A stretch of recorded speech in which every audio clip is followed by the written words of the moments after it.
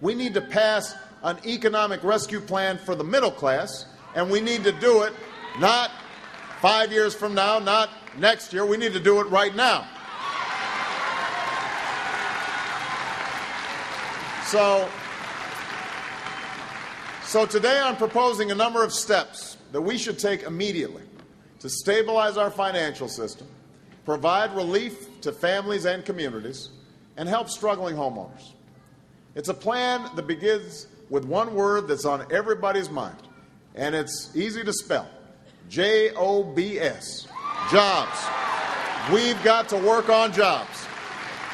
We've already lost 750,000 jobs this year.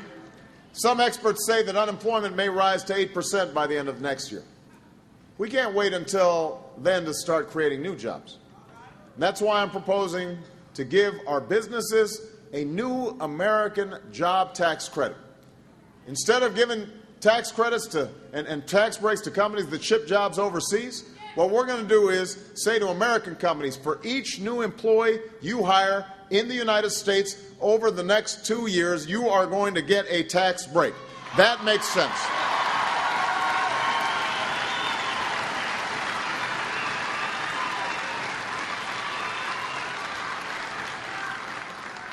Now, to fuel the real engine of job creation in this country, I've also proposed eliminating all capital gains taxes on investments in small businesses and startup companies. They're the ones that create 80% of the new businesses. And I've proposed an additional tax incentive through next year to encourage new small business investment. It is time to protect the jobs we have and to create the jobs of tomorrow by unlocking the drive and the ingenuity and innovation of the American people. And we should fast-track the loan guarantees that we've already passed for our auto industry and provide more as needed so that they can build the energy-efficient cars, not in Japan, not in South Korea, but right here in the United States of America.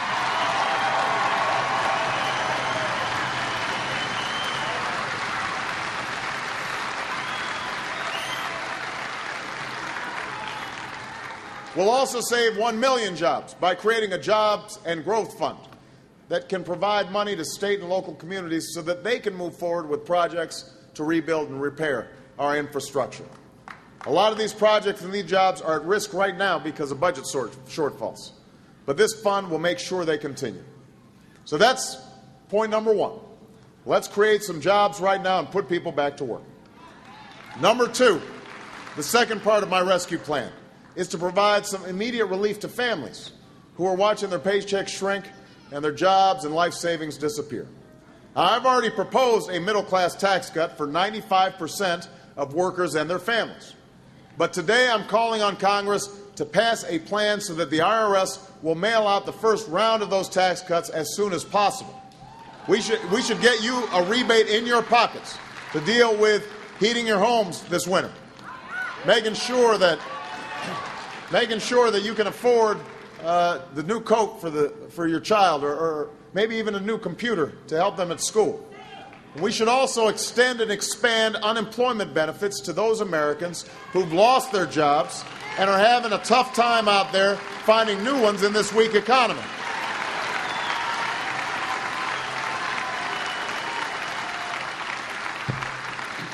And while we're at it, we should stop making people who are getting unemployment insurance pay taxes on those benefits, because that will give them a little bit of extra relief. At a time when the ups and downs of the stock market have rarely been so unpredictable and dramatic, we also need to give families and retirees more flexibility and security when it comes to their retirement savings.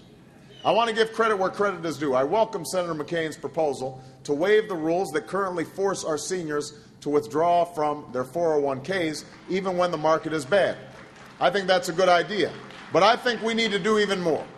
Since so many Americans will be struggling to pay the bills over the next year, I propose that we allow every family to withdraw up to 15% from their IRA or 401k, up to a maximum of $10,000 without fine or penalty through 2009, just to help tide folks over.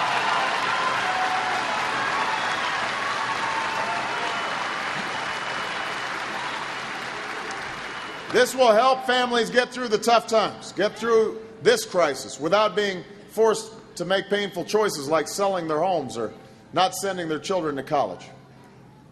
Third part of my rescue plan is to provide relief for homeowners who are watching their home values decline while their property taxes go up. Earlier this year, I pushed for legislation that would help homeowners stay in their homes by working to modify their mortgages. When Secretary Paulson proposed his original financial rescue plan, it included nothing for homeowners. At a time when Senator McCain was silent on the issue, I insisted that it include protections for homeowners. So now the Treasury has to use the authority it's already been granted and move aggressively to help people avoid foreclosure and stay in their homes.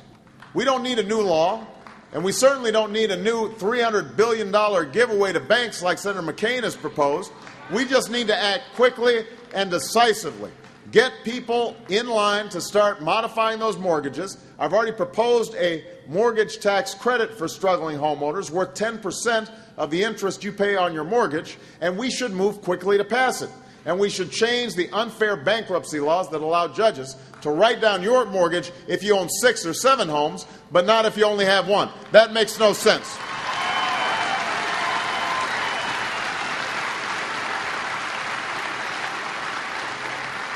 And for all those cities and small towns that are facing a choice between cutting services like health care and education or raising property taxes, we'll provide the funding to prevent those tax hikes from happening. We cannot allow homeowners and small towns to suffer because of the mess made by Wall Street and by Washington.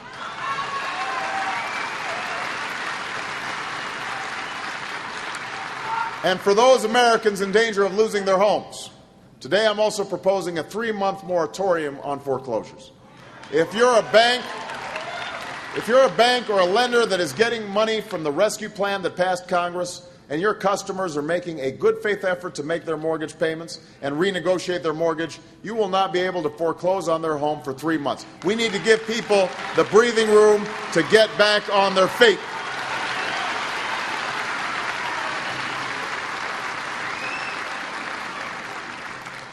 Finally, this crisis has taught us that we can't have a sound economy with a dysfunctional financial system. We passed a financial rescue plan that has the promise to help stabilize the financial system, but only if we act quickly and effectively and aggressively. The Treasury Department has to move faster with their plan to put more money into struggling banks so they have enough to lend. And they should do it in a way that protects taxpayers instead of enriching CEOs. Now, there was a report yesterday that some financial institutions participating in this rescue plan are still trying to avoid restraints on CEO pay. Just like those AIG folks who got help from the federal government and then go on a $400,000 junket. That's not just wrong, it's an outrage to every American whose tax dollars have been put at risk. And it won't happen when I'm President of the United States of America.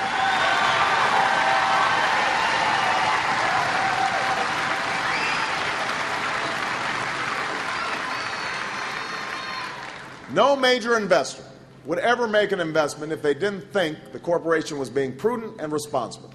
We shouldn't expect taxpayers to think any differently. And we should also be prepared to extend broader guarantees if it becomes necessary to stabilize our financial system.